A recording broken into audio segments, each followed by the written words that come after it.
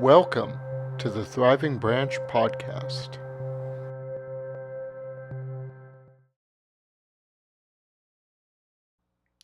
Welcome again to the fourth part of our series about feeding on Jesus, dining on the banquet of Christ.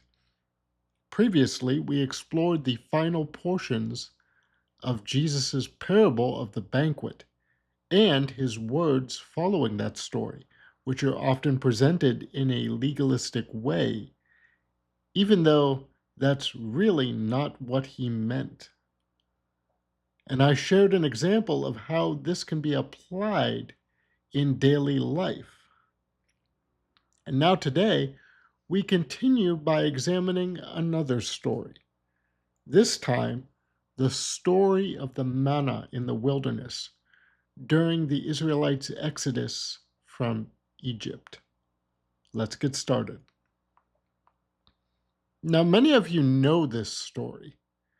The Israelites had left Egypt and were wandering in the wilderness.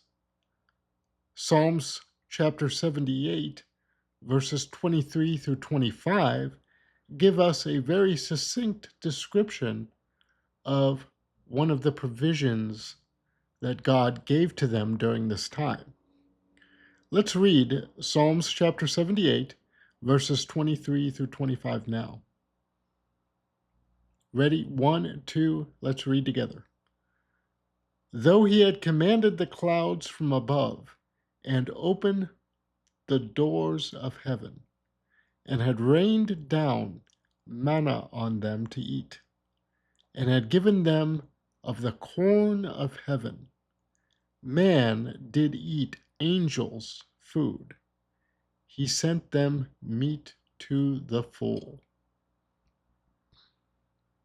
So we can see a simple picture of how God provided food for the Israelites during the Exodus.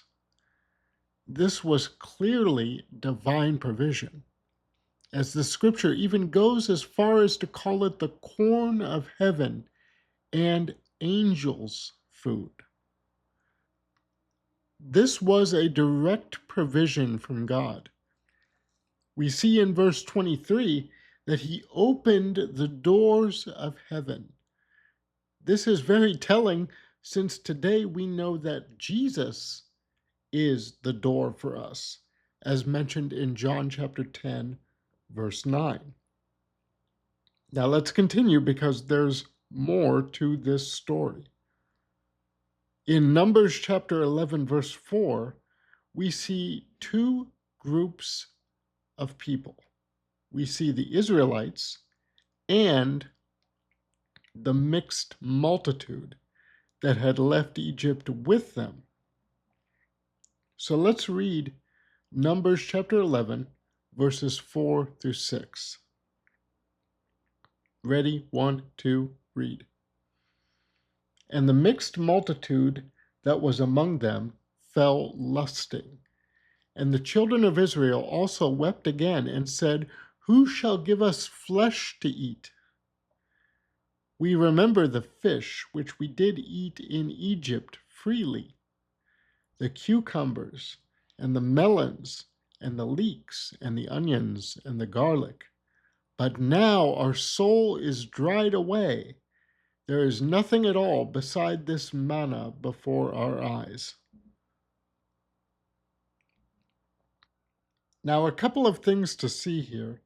We see that the desires of the Israelites were easily swayed along with the other travelers. But look deeper, because there's a secondary meaning here as well. The key is in their plea. Who will give us flesh to eat? Do you see it? The people were given the food from heaven. The doors of heaven were opened, but the people wanted flesh.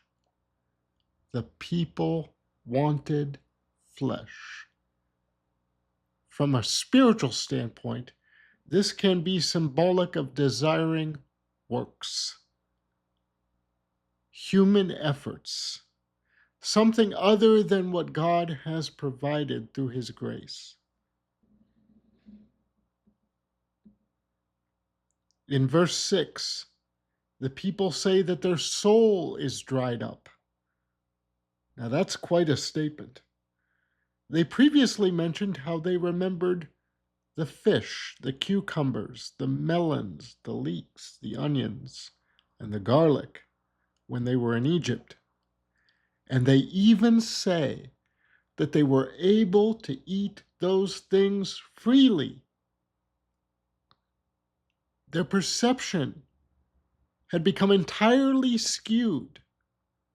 Notice that there's no mention at all of the fact that they were slaves in Egypt. If we read further in these verses, we find that the people continued to cry and to beat the manna and otherwise manipulate it by the works of their hands. Do you see what they're doing?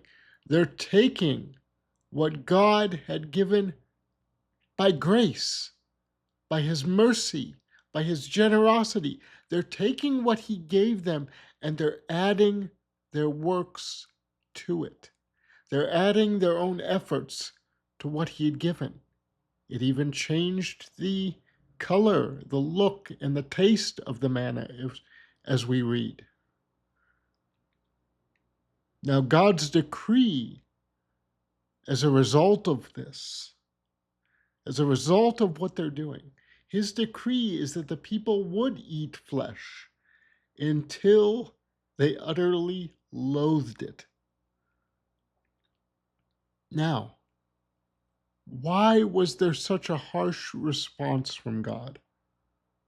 Why would he react the way that he did?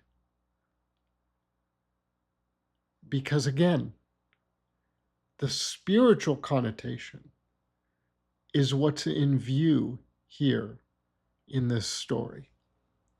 A person who rejects the gift of God in favor of their own efforts is in for a rough time. Ultimately, destruction. This spiritual interpretation is not just my opinion, by the way. You don't have to take my word for any of this. But God himself speaks of this in verse 20 of this same chapter. As he judges the people, and he flat out tells them that they have rejected him, not the manna. God says the people have rejected him. Why? Because ultimately this is a picture of Jesus. For many people, the draw of self-works is quite powerful. It's easy to fall back into the idea of there's something that I need to do. I need to add to what God has done. I need to add my own work into what God has given. That's very tempting. And I've heard people say that there has to be more to do when referring to God's grace. But that path leads only to suffering and pain. I know because I've personally lived it. The Israelites were being miraculously supplied daily by God. And much like us today, there was nothing to do except to gather what had been given and dine on it, to be nourished by God's supply. I invite you to join me in the next part of this series, as we will look at some applications of these truths in daily life. Until then, my friend, meditate on what we have seen here today, how God is richly supplying you daily, and you need not add anything to what He has given. And until we feast again, my friend, be blessed.